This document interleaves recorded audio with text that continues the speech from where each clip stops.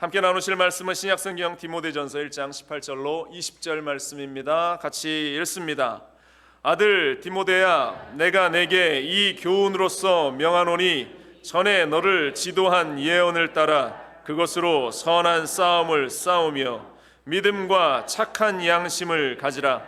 어떤 이들은 이 양심을 버렸고 그 믿음에 관하여는 파선하였느니라. 그 가운데에 후메네오와 알렉산더가 있으니 내가 사탄에게 내준 것은 그들로 훈계를 받아 신성을 모독하지 못하게 하려 함이라. 아멘. 인사 나누면서 자리에 앉겠습니다. 주님이 당신을 너무나 사랑하십니다. 다시 한번 축복합시다. 주님이 여러분들 너무나 사랑하십니다. 하나님의 크신 위로와 사랑과 축복과 또한 하나님의 새롭게 하시는 역사가 이 예배 현장, 오늘 이 자리 가운데 있는 여러분들 가운데 넘쳐나게 될 줄로 믿습니다. 함께 말씀의 제목을 따라해 봅니다. 믿음과 착한 양심. 다시 합니다. 믿음과 착한 양심. 네, 이렇게 제가 오늘 본문의 제목을 디모데전서 말씀을 중심으로 해서 본문의 제목을 정했는데요. 우리 강장로님 기도해 주시면서 제목에 하나를 제가 더 보태야 되겠다 이런 생각이 들었어요. 거짓 없는 믿음과 착한 양심, 이렇게 타이틀을 정해야 되겠다라는 생각을 또 성령께서 저에게 마음을 주셨어요. 거짓 없는 믿음과 착한 양심. 다시 한번 따라해 볼까요? 거짓 없는 믿음과 착한 양심. 우리에게 거짓 없는 믿음과 착한 이 양심이 회복되는 역사가 오늘 예배를 통해서 있어지기를 간절히 바랍니다. 이 디모데 전서와 디모데 후서는 이 디모데라는 사람의 이름을 사용해서 바울이 편지하고 있지만 디모데 개인 한 사람에게만 보낸 이 편지가 아니라 초대교회 당시 디모데를 비롯해서 교회를 지켜나가는 수많은 사람들, 그것은 목사나 장로나 집사나 오늘날로 따지면 그와 같은 직분에 있는 모든 사람들에게, 또 교회를 섬겨나가는 모든 사람들에게 교회가 거짓 교사들에 의해서 이단에 빠지거나 교회가 세상에 현혹되어서 세상 사람들처럼 살아서는 안 된다. 너희가 성도로서 그리스도인으로서의 바른 성품을 가지고 또 그리스도인으로서의 품위를 지켜 나아가야 한다. 그래서 그리스도의 훌륭한 종으로서 그 사명과 책임을 세상 가운데에서 살아나가야 한다. 이 사실을 바울이 아들과 같이 여기는 이 디모데에게 편지하면서 이것이 오늘을 살고 있는 지금 우리 그리스도인들에게도 동일하게 적용되어지기를 우리 하나님이 소원하는 마음으로 오늘 우리에게 주시는 말씀입니다. 그래서 바울이 이러한 권면의 말씀들을 모아놓은 서신들을 목회서신이다 라고 그렇게 분리해서 이야기를 하는데요. 오늘 본문 가운데 그리스도인이 가져야 하는 여러 가지 모습들이 있지만 가장 중요한 두 가지가 무엇인가에 대해서 오늘 이야기하는데요. 첫 번째로 그리스도인에게 필요한 두 가지가 무엇이냐. 두 가지가 전부는 아니지만 바울이 디모데에게 강조하고 있는 것, 믿음과 선한 양심, 거짓 없는 믿음과 선한 양심인데 19절 말씀 이렇게 기록합니다. 믿음과 착한 양심을 가지라.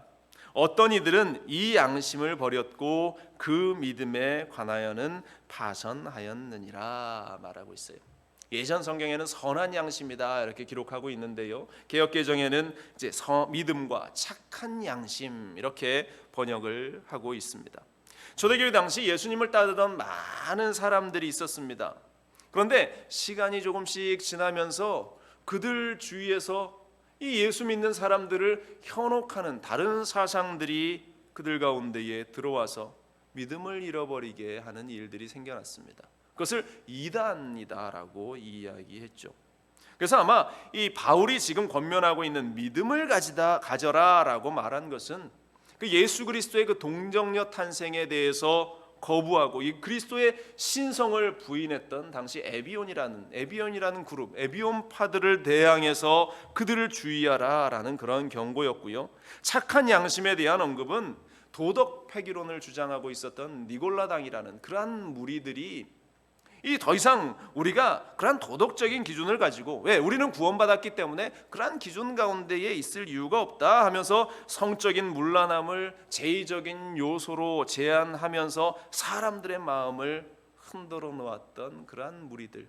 그래서 에비온파와 니골라당 같은 그러한 이단의 생각들, 이단의 주장을 하고 있는 사람들을 주의해야 한다. 이것이 오늘날에도 막 계속 이어져서요.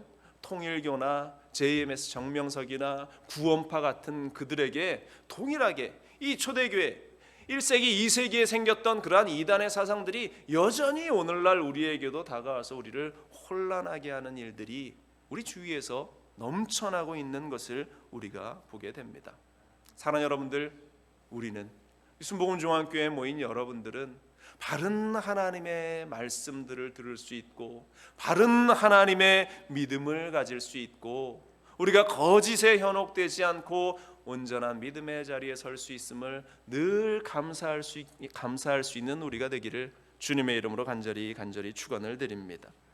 그래서 본문에서 바울은 디모데에게 믿음과 착한 양심을 가져야 한다 그렇게 말하고 있는데요. 디모데가 믿음이 없어서 이러한 이야기를 했겠습니까? 그에게 믿음이 바닥을 쳐서 믿음을 가져야 한다 그렇게 이야기를 했겠습니까? 바울이 아들처럼 여기는 그 디모데는 믿음의 사람이었어요.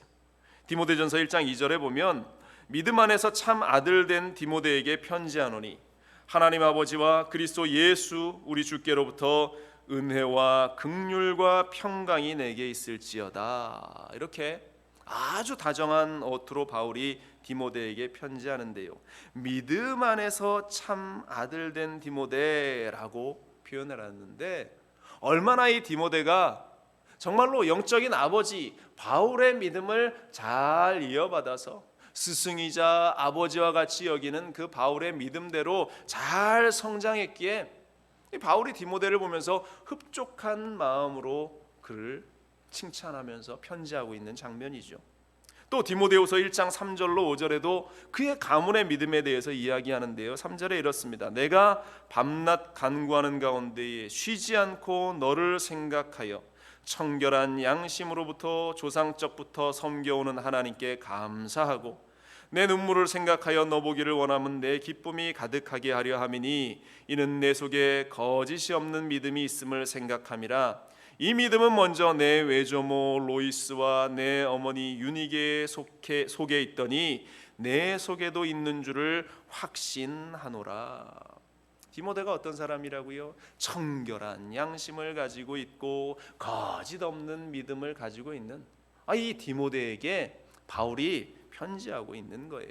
그 부모에게로부터 이어받고 바울에게서 전수받은 그러한 아주 착한 양심과 온전한 믿음이 그에게 있는데 디모데에게 있는데 바울이 그런 디모데에게 그럼에도 불구하고 네가 믿음을 가져야 하고 착한 양심이 네 안에 있어야 한다라고 강조하고 있는 이 모습은 무엇인가? 왜 강조를 했을까?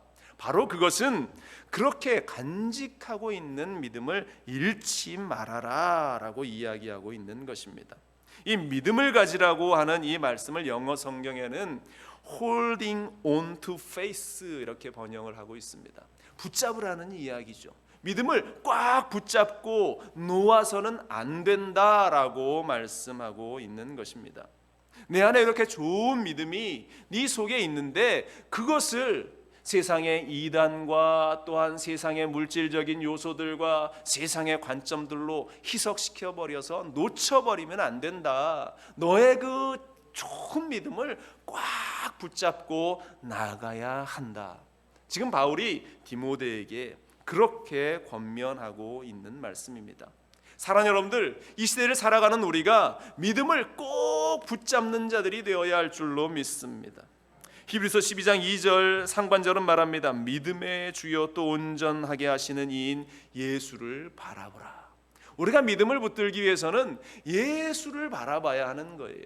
세상의 다른 것에 눈을 돌리는 것이 아니라, 세상의 다른 것들에게 우리의 마음을 빼앗기는 것이 아니라 오직 예수 그리스도만을 우리가 바라봐야 하는 것입니다.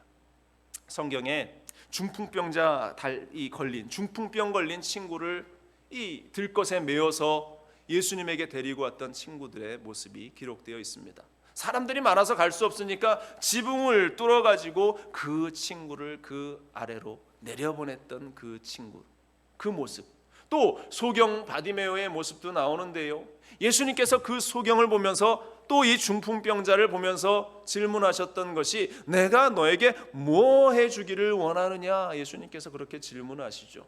그때에 그들이 대답하는 것이 이것입니다. 마가복음 10장 51절 52절은 말합니다. 예수께서 말씀하여 이르시되 내게 무엇하여 주기를 원하느냐? 맹인이 이르되 선생님이여 보기를 원하나이다. 예수께서 이르시되 가라, 내 믿음이 너를 구원하였느니라. 주님께서 말씀하시요, 내가 내게 무엇하여 주기를 원하느냐? 제 눈이 보여지기를 원합니다. 중풍병에서 노연함 받기를 원합니다. 그들이 예수님을 보면서 이렇게 요구하고 이렇게 기도할 수 있었던 이유가 어디에 있었는가? 바로 그것은 예수님을 신뢰했기 때문이다.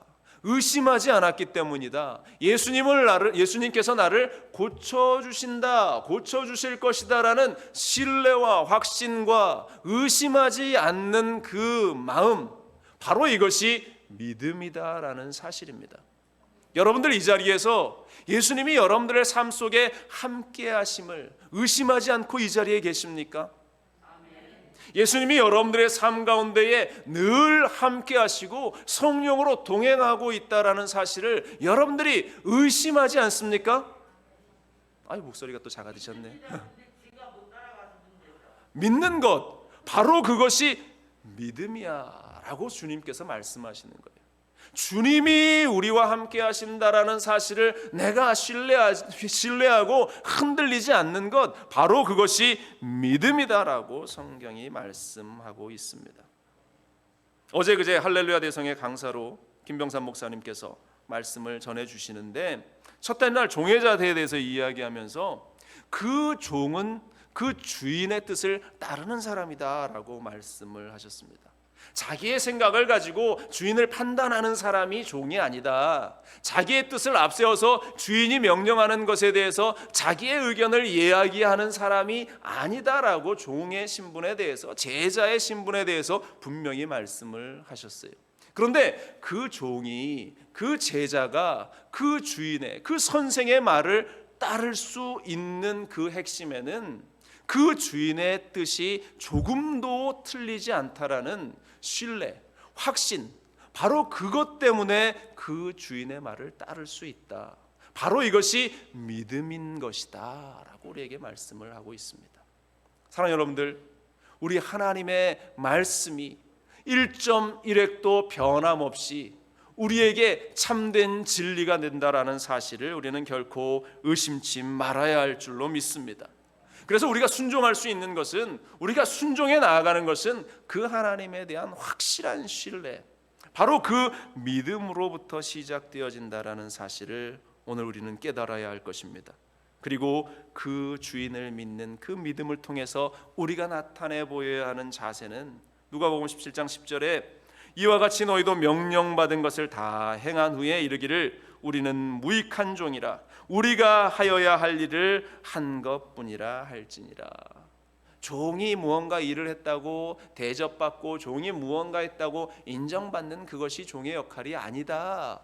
하나님을 신뢰하고 하나님을 믿고 하나님을 의지하며 나아간다면 그 주인의 진정한 뜻을 깨달아 알고 신뢰하면서 나아가야 하는 것, 바로 이것이 믿음이다. 이것이 우리 가운데에 자리하고 있어야 한다. 성경은 우리에게 말씀하고 있습니다.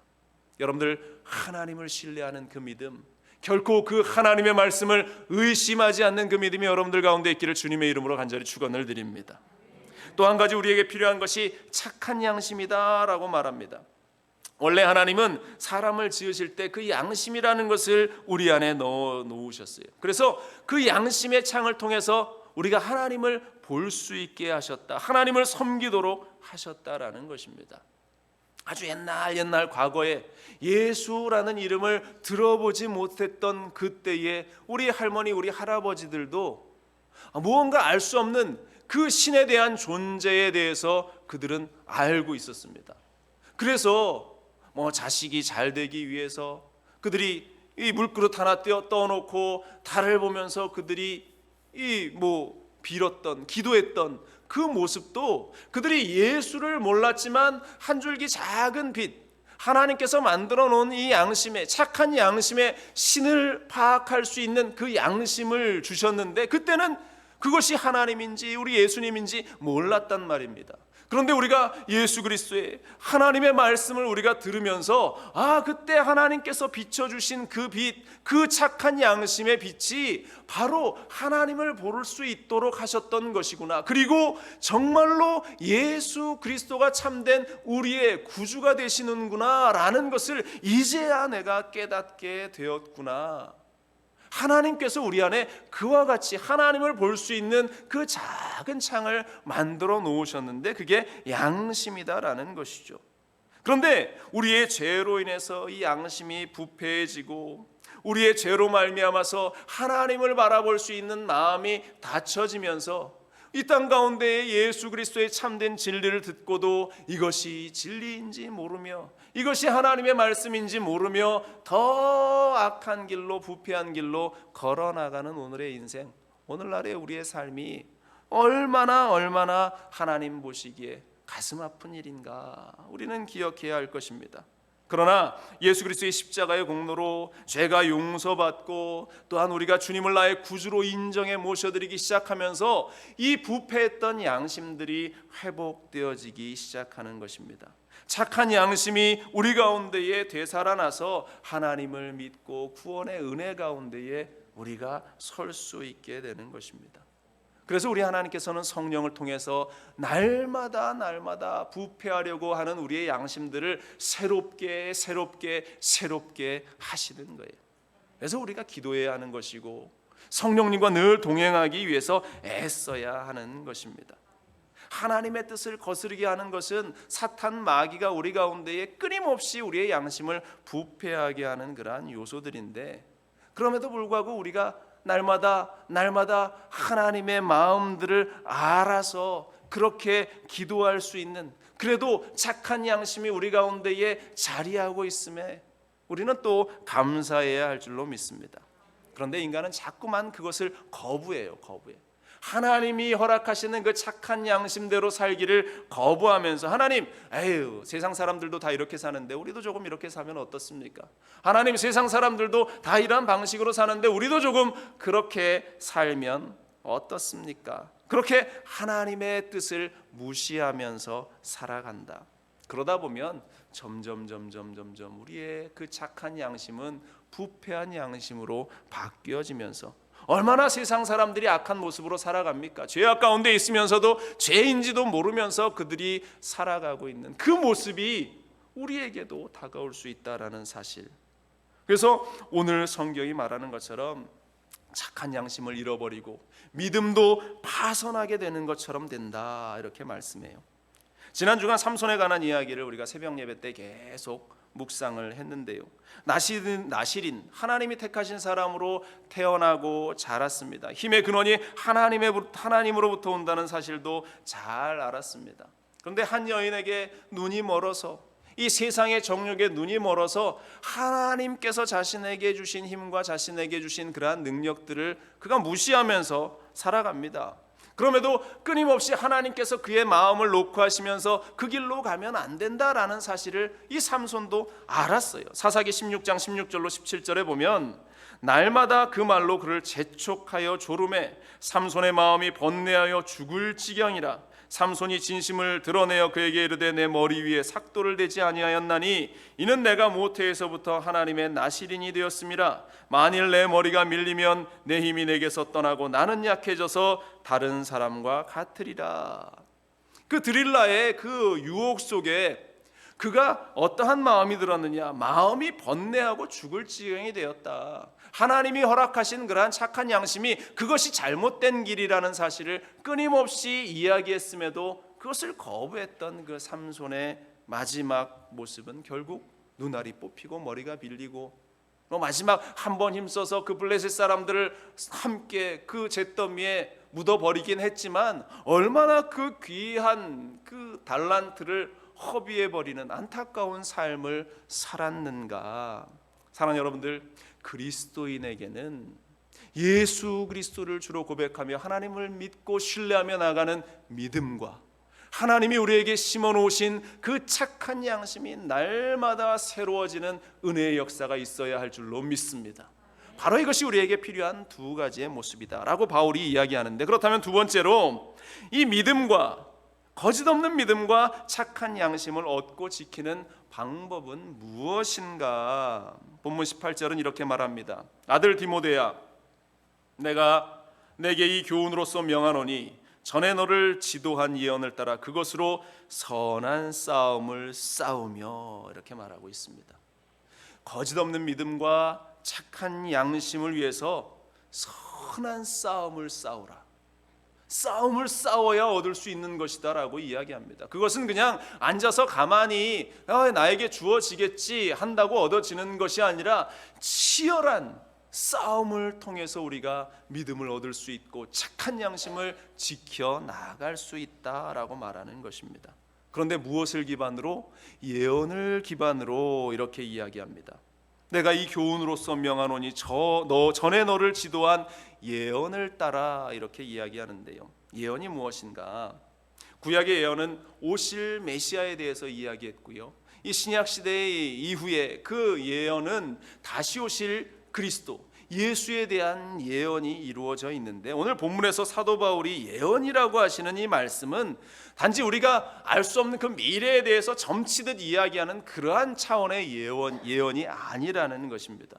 교회의 덕을 세워나가고 또한 가르침의 교훈이 되는 하나님의 말씀, 하나님의 메시지를 예언이라고 이야기하고 있습니다. 고린도전서 14장 3절로 4절에 보면, 그러나 예언하는 자는 사람에게 말하여 덕을 세우며 권면하여 위로하는 것이요, 방언을 말하는 자는 자기의 덕을 세우고 예언하는 자는 교회의 덕을 세우나니, 이렇게 이야기합니다. 이 예언을 통해서 교회의 덕을 세워나갈 수 있는 것, 바로 이것은 이 교회 안에서 성도들이 하나님의 그 말씀 가운데에 설 수 있도록 가르치고 권면하고 배워나가는 그 말씀이 지금 바울이 말하는 그 예언이다라는 것입니다. 그래서 제가 지금 하나님의 말씀을 받아서 여러분들에게 이 강단에서 선포하고 있는 이것이 하나님의 예언의 말씀이라는 사실을 여러분들은 잊지 말아야 할 줄로 믿습니다.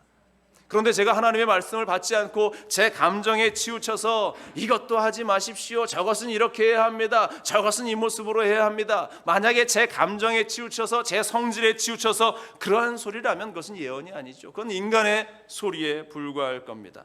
그러나 하나님의 말씀인 성경을 가지고 성령의 인도하심을 따라서 말할 때 그것이 예언의 말씀이 되는 것이고, 그 말씀을 듣는 여러분들은 그 말씀을 가지고 내 믿음을 지켜나가고 착한 양심을 세워나갈 수 있도록 무기 삼아야 하는 것입니다. 하나님의 말씀을 가지고, 하나님의 바른 예언의 말씀을 가지고 우리가 달려나갈 때에 우리에게 믿음이 지켜지는 것이고 착한 양심이 날마다 세워지는 것이. 그래서 제가 이 강단에 설 때마다 얼마나 두렵고 떨리는지 몰라요. 하나님, 제 인간의 말이 되지 않도록 하나님 제 입술을 주장하여 주옵소서. 하나님, 제 욕심 섞인 말이 아니라 성령님이 하시는 말씀을 하게 하시고, 내가 성령을 제한하지 않도록 하나님 역사하여 주시고, 하나님이 말씀하라고 명하시는 것에 주저하지 않고 하나님 선포할 수 있는 또 담대함도 허락하여 주옵소서. 이렇게 하나님의 말씀이 선포되어질 때에 히브리서 4장 12절 말씀처럼 하나님의 말씀은 살아있고 활력이 있어 좌우의 날선 어떤 검보다 예리하여 혼과 영과 및 관절과 골수를 찔러 쪼개기까지 하며 또 마음의 생각과 뜻을 판단한다. 하나님의 말씀대로 진정한 변화를 경험하게 된다라는 사실입니다. 여러분들, 하나님의 말씀으로 선포되어진 이 말씀을 기반으로 해서 거짓된 것들과 죄와 싸워 믿음을 회복하고 착한 양심을 회복하는 우리 모두가 될 수 있기를 간절히 축원을 드립니다. 그런데요, 말씀을 듣고 여전히 변하지 않고, 말씀을 듣고 믿음이 생겨나지 않고, 말씀을 들어도 나의 착한 양심이 회복되어지지 않는다면 두 가지가 문제 있겠죠. 제가 설교하는 이것이 문제이거나, 또 한 가지는 듣는 여러분들이 문제이거나, 분명 둘 중에 하나는 문제일 겁니다. 그러나 여러분들, 바라기는 정말로 우리가 하나님의 말씀을, 그 예언의 말씀으로 내 선한 착한 양심을 회복하고 믿음을 세워나갈 수 있도록, 우리가 싸워 승리할 수 있도록 주님의 말씀을 품는 우리가 되기를 간절히 축원을 드립니다. 다윗의 고백에 귀를 기울여 보세요. 시편 51편에 이렇게 이야기합니다. 보소서, 주께서는 중심이 진실함을 원하시오니 내게 지혜를 은밀히 가르치시리이다. 우슬초로 나를 정결하게 하소서. 내가 정하리이다. 나의 죄를 씻어주시고 내가 눈보다 희리이다. 10절로 12절에 하나님이여 내 속에 정한 마음을 창조하시고 내 안에 정직한 영을 새롭게 하소서. 나를 주 앞에서 쫓아내지 마시며 주의 성령을 내게서 거두지 마옵소서. 주의 구원의 즐거움을 내게 회복시켜 주시고 자원하는 심령을 주사 나를 붙드소서. 하나님의 말씀으로 나를 붙드시고, 하나님의 말씀으로 내 믿음을 세우시고, 하나님의 영으로 내 착한 양심 속에 늘 주님과 동행하여 주시옵소서. 우리는 치열하게 세상 가운데에서 싸워 나가야 할 줄로 믿습니다. 그렇다면 세 번째로, 이 선한 착한 양심과 또 거짓 없는 믿음을 지키지 못하면 어떠한 결과가 우리 가운데에 초래되는가? 본문 20절은 이렇게 말합니다. 그 가운데에 후메네오와 알렉산더가 있으니 내가 사탄에게 내준 것은 그들로 훈계를 받아 신성을 모독하지 못하게 하려 함이라.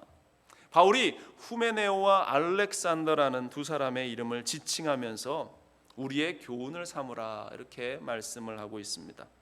당시 이 후메네오는 이 외적이고 표면적이고 종교적인 방면에 있어서 이 율법이라는 것에 영향력 아래 있는 그러한 율법 교사였습니다. 디모데후서 2장 17절로 18절을 보면 그들의 말은 악성 종양이 퍼져나감 같은데 그 중에 후메네오와 빌레노가 있느니라. 진리에 관하여는 그들이 그릇되었도다. 부활이 이미 지나갔다 하므로 어떤 사람들의 믿음을 무너뜨리느니라. 후메네오가 한 일이 이거예요. 부활이 이미 지나갔다, 부활은 끝났다, 다시 오실 주님에 대해서 거부하면서 그들이 말씀을 오용하고 변질시키면서 믿음을 무너뜨리는 그러한 역할을 했던 이단 교사였습니다. 또 알렉산더는 누굽니까? 그리스도 예수의 복음을 전파하는 이 사도 바울을 아주 그냥 적극적으로 반대하고 공격해서 복음이 증거되는 일을 방해했던 사람이에요. 디모데후서 4장 14절로 15절에 구리세공업자 알렉산더가 내게 해를 많이 입혔음에 주께서 그 행한 대로 그에게 갚으시리니 너도 그를 주의하라. 그가 우리 말을 심히 대적하느니라. 하나님의 복음이 전파되는 그 일들을 끊임없이 방해하는 자리에 섰던 것이 알렉산더라는 사람의 모습. 그런데 이들 다 초대교회 공동체의 일원이었습니다. 어디 다른 데 있다가 툭 하고 뛰쳐나온 사람들이 아니라 초대교회가 형성되어지는 그 현장, 다시 말해서 교회 공동체의 한 사람, 일원들이었다라는 것입니다. 그런데 이들이 거짓 없는 믿음을 회복하지 못했습니다. 착한 양심이 그들이 회복하지 못하고 오히려 복음의 방해꾼이 되고 사탄의 앞잡이가 되어서 교회를 깨뜨리는 일을 이루어 나가고 복음이 전파되는 일을 방해하는 그 일에 앞장서는 존재들이 되었다. 그들의 결국은 어떻게 된가?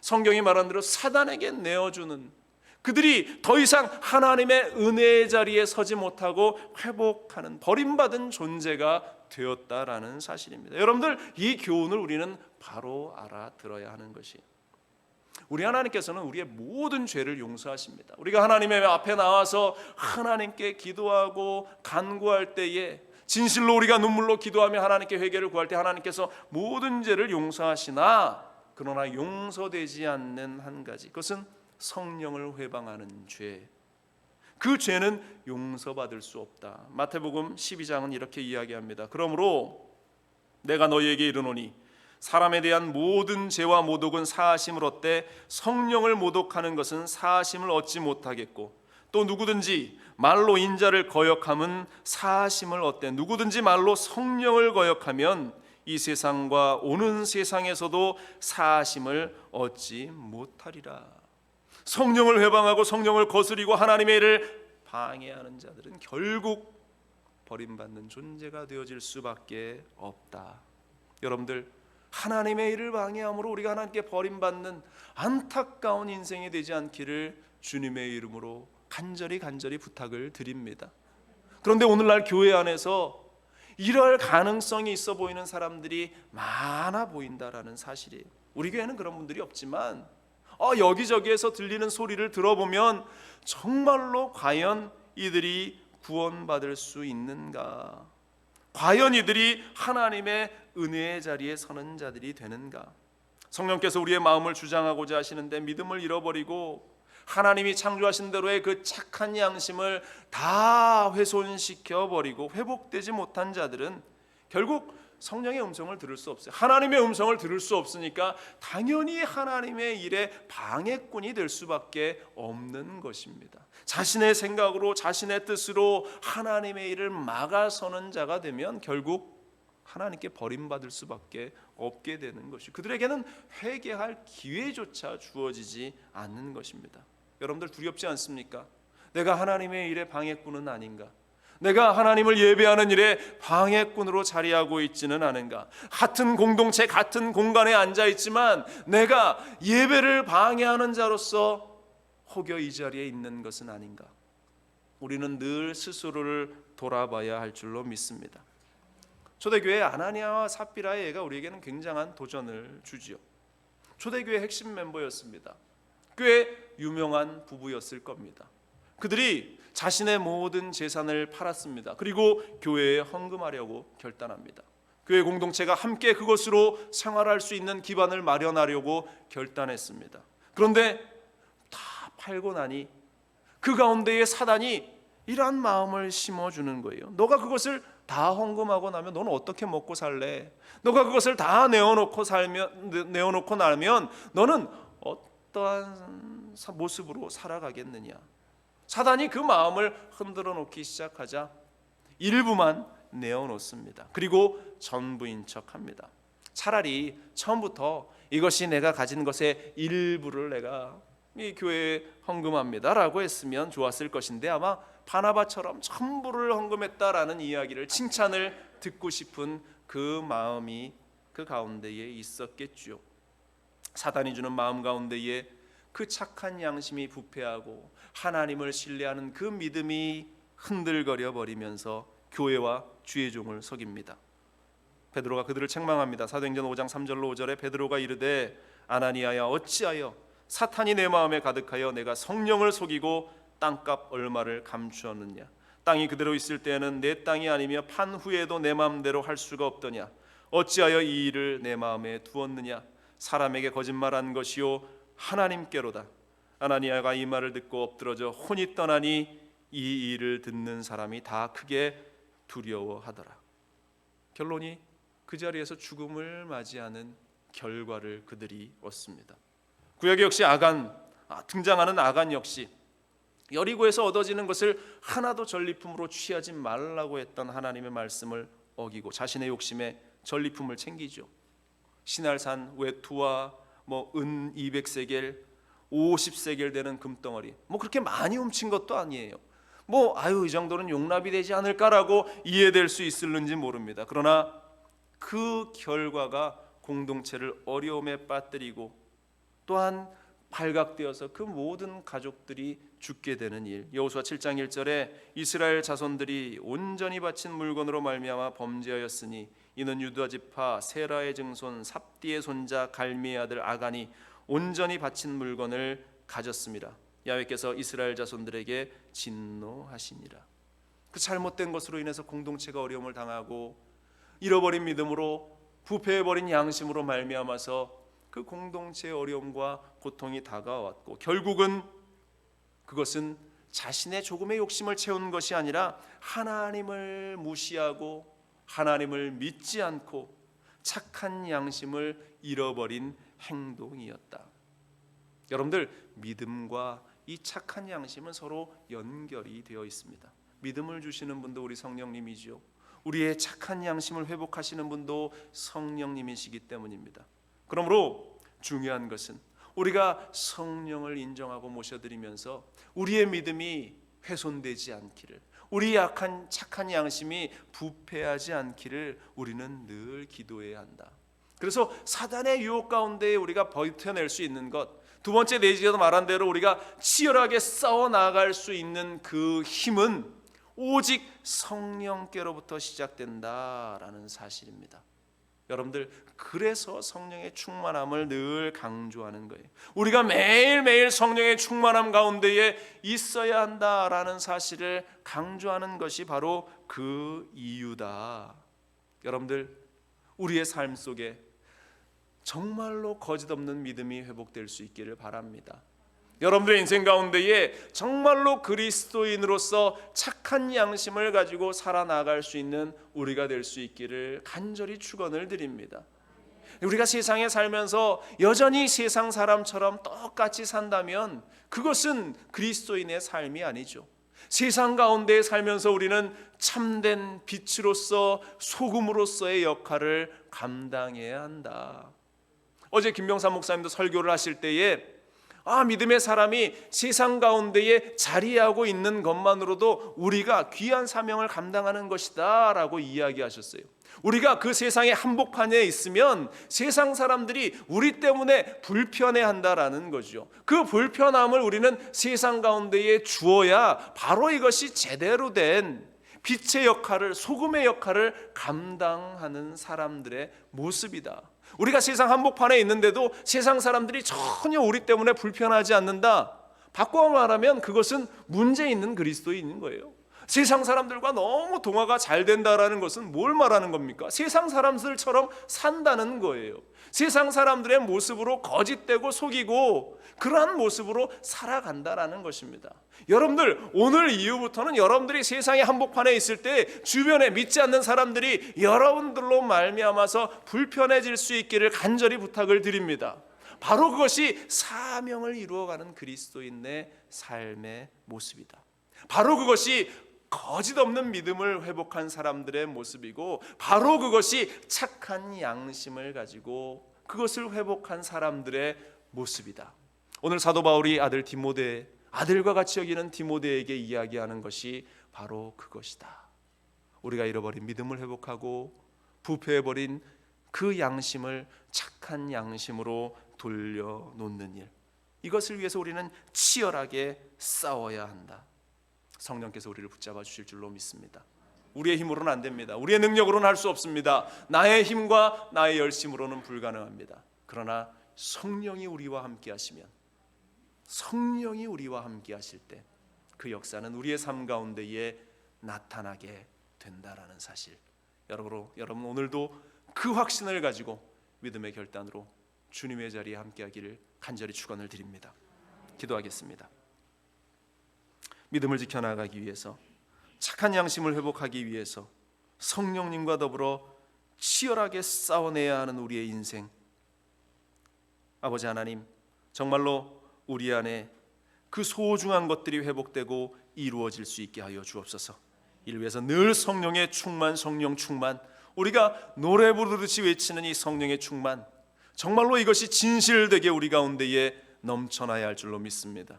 주여, 우리를 붙잡아 주시고 믿음의 결단이 있는 이 자리가 되게 하여 주옵소서. 감사드리며 이 모든 말씀으로 주 예수 그리스도의 이름으로 기도합니다. 아멘.